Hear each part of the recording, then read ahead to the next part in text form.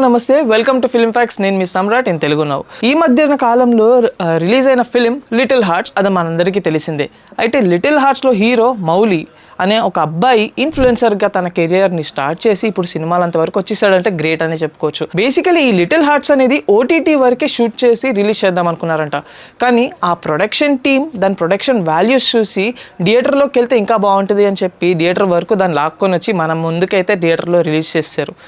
బేసిక్గా క్విక్ రివ్యూకి వచ్చేయాలంటే ఈ film completely మన రెగ్యులర్ లైఫ్లో జరిగే ఫన్ ఎంటర్టైన్మెంట్ లాగే కనిపిస్తుంది. అరే ఈ సీన్ నా లైఫ్లో కూడా జరిగిందే అన్నట్టు ప్రతి ఇన్సిడెంట్, ఆ సినిమాలో ఇన్సిడెంట్ మన లైఫ్లోకి ఎక్కడో ఒకటి స్ట్రైక్ అవుతుంది. సో దీంట్లో కంప్లీట్లీ మౌలి ఒక స్టేబుల్ కామెడీని చూపించాడు అని చెప్పుకోవచ్చు. అయితే నెగిటివ్ కూడా ఉన్నాయండి. అదేంటంటారా, క్లైమాక్స్ కొంచెం మెచ్యూర్గా ఆ క్లైమాక్స్ని కన్విన్స్గా చెప్పుంటే బాగుండేది అనిపించింది. కానీ జనాలకి పెట్టిన ప్రైజ్కి ఫుల్ మీల్స్ కామెడీ అని అయితే చెప్పుకోవచ్చు. మీరు వెళ్ళి చూసేయండి.